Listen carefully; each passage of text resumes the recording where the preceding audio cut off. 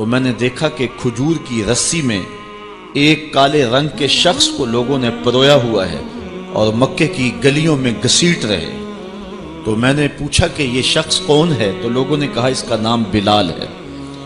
تو میں نے کہا کس جرم کی سزا اسے دے رہے ہو؟ تو انہوں نے کہا کہ یہ ایک نئے دین میں داخل ہوا ہے اور ہم اس کو منحرف کرنا چاہتے ہیں۔ کہتے میں نے دیکھا کہ وہ جوں جوں گھسیٹتے اس کی زبان پر احد احد کی صدا تیز ہوتی چلی جا رہی تھی۔ زخم پہ زخم کھا کے جی، خون جگر کے گھونٹ پی، آہ نہ کر لبوں کو سی، یہ عشق ہے دل لگی نہیں۔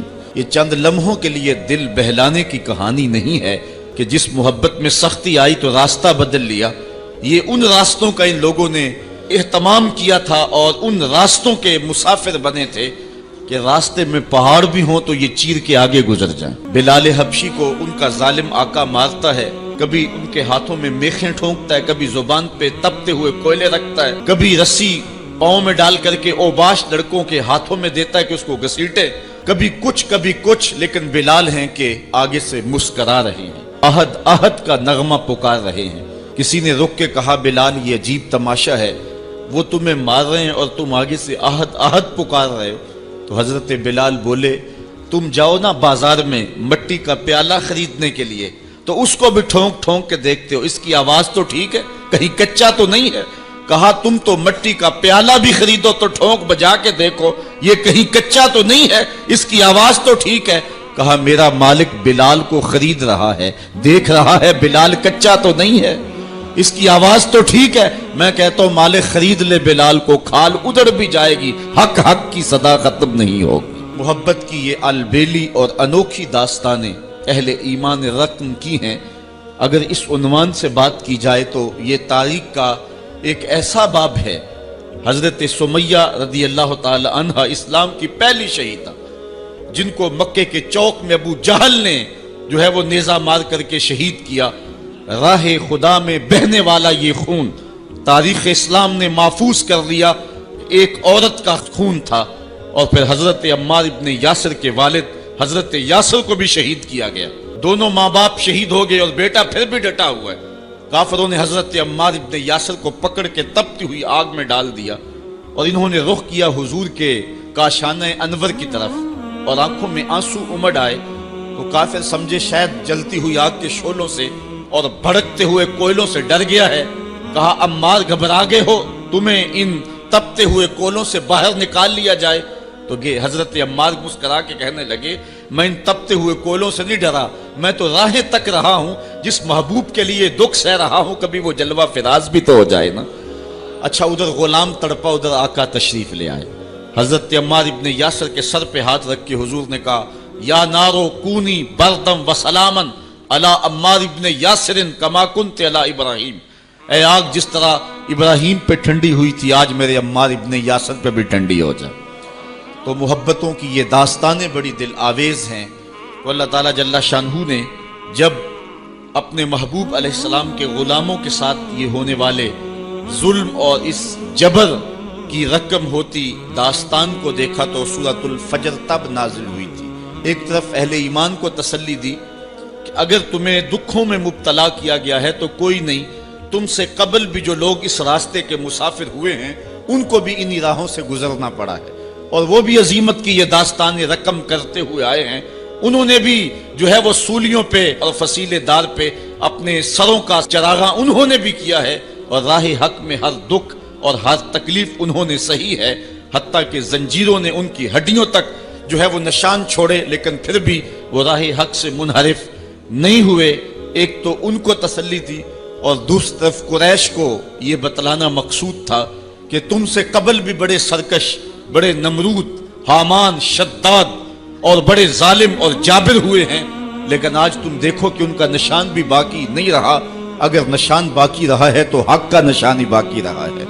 اس لیے سورۃ الفجر اس ماحول میں نازل ہوئی ہے جب کہ جو ہے وہ اسلام کے اوپر اور اہل ایمان کے اوپر سخت آزمائشیں تھیں اور سخت جو ہے ان کے اوپر تکلیف تھی۔ فجر کی قسم کھانے کا ایک مقصد تو یہ تھا کہ ان کفار کو یہ کہنا تھا کہ جس طرح فجر طلوع ہوتی ہے اور رات ختم ہو جاتی ہے، یہ زندگی بھی جو ہے جو تم گزار رہے ہو ختم ہوگی، اور آخرت کی زندگی میں تم نے قدم رکھنا ہے، اور صبح قیامت طلوع ہونے والی ہے۔ اور دوسری طرف اہل ایمان کو تسلی دینا مقصود تھا کہ راتیں جتنی بھی لمبی کیوں نہ ہوں، پو تو پھٹتی ہے اور اجالے تو نکلتے ہیں، ایک وقت آئے گا کہ اسلام کا پھریرا دنیا کے اوپر لہراتا ہوا نظر آئے گا۔ آج کی قربانیاں کل کے لیے سکھوں کا سامان بن جائیں گی۔ آج مکے میں ستم ہیں، کل مکے والے ہاتھ باندھ کے کھڑے ہوں گے، تو وہ لمحے بھی آنے والے ہیں۔ تو فرمایا قسم ہے صبح کی، والفجر، قسم ہے صبح کی، ولیال عشر، اور 10 راتوں کی۔ 10 راتوں سے مراد کیا ہے؟ یہ ذوالحج کی 10 راتیں ہیں، جو سال کی جو ہے وہ تمام راتوں سے یہ عشرہ جو ہے وہ افضل ترین عشرہ ہے۔ دوسرا قول ہے کہ یہ رمضان کے آخری عشرے کی راتیں ہیں۔ تیسرا قول یہ ہے کہ یہ محرم کی پہلی 10 راتیں۔ یہ 3 اقوال مفسرین نے بیان کیے ہیں۔ والشفع والوتر، اور قسم ہے جفت کی اور قسم ہے طاق کی۔ مفسرین نے اس پر تقریباً 36 اقوال پیش کیے ہیں، لیکن سب سے بہترین قول یہ ہے کہ جفت سے مراد مخلوق ہے اور طاق سے مراد رب تعالیٰ کی ذات ہے۔ خالق کی قسم اور مخلوق کی قسم۔ واللیل اذا یسر، اور رات کی قسم جب وہ پیٹھ پھیر کے چل دے۔ یہ قسمیں 5 فرمائیں، اور اس کے بعد فرمایا حل فی ذالک قسم الذی حجر، کیوں اس میں عقل مند کے لیے قسم ہوئی؟ یعنی یہ 5 چیزیں عقل مند کے لیے بطور قسم کافی ہیں، اور جو عاقل نہیں ہے اس کے لیے سارے زمانے کی بھی قسم اٹھا لی جائے تو اس کے لیے وہ بھی ناکافی ہے۔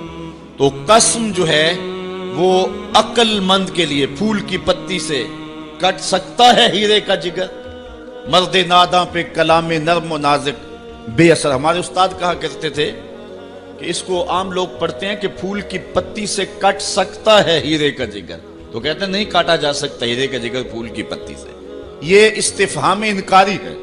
پھول کی پتی سے کٹ سکتا ہے ہیرے کا جگر، یعنی یہ ممکن ہے کہ ہیرے کے کلیجے کو پھول کی نرم نازک پتی سے کاٹ لیا جائے؟ تو جس طرح پھول کی پتی سے ہیرے کا کلیجہ نہیں کاٹا جا سکتا، اس طرح کلام نرم و نازک جو ہے وہ کسی نادان شخص پہ اثر نہیں کر سکتا۔ تو اللہ تعالیٰ فرماتا ہے کہ یہ جو قسمیں ہیں یہ عقل مند لوگوں کے لیے جو ہیں وہ نافع ہیں، اور جو بے وقوف ہیں، جو حماقت کے مارے ہوئے ہیں، ان کے لیے اس میں کوئی فائدہ نہیں۔ اسی لیے کہا گیا یضل بہ کثیرا ویہدی بہ کثیرا۔ قرآن سے بہت سارے لوگ ہدایت پا جاتے ہیں اور بہت سارے لوگ قرآن سے گمراہ بھی ہو جاتے ہیں۔ اصل قصور ان کی اپنی عقول کا ہے اور اپنی بنجر زمین کا ہے۔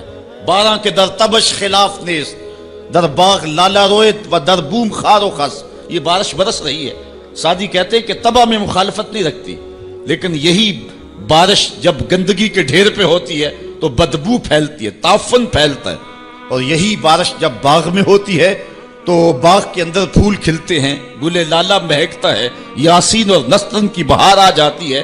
تو بارش وہی ہے، کہیں گندگی اور بدبو پھیل رہی ہے اور کہیں پھول چٹک رہے ہیں اور کلیاں مہک رہی ہیں۔ قرآن تو اجالا دیتا ہے اور قرآن کی قسمیں من میں یقین اگاتی ہیں، لیکن کچھ لوگ گمراہ ہو جاتے ہیں اور اسی قرآن کو پڑھ کے کچھ لوگ ہدایت کے اجالے پا جاتے ہیں۔ تو کہا کہ یہ جو 5 قسمیں ہیں یہ عاقل لوگوں کے لیے اس میں ہی ہدایت ہے اور اس میں ہی ان کے لیے بہت کچھ ہے۔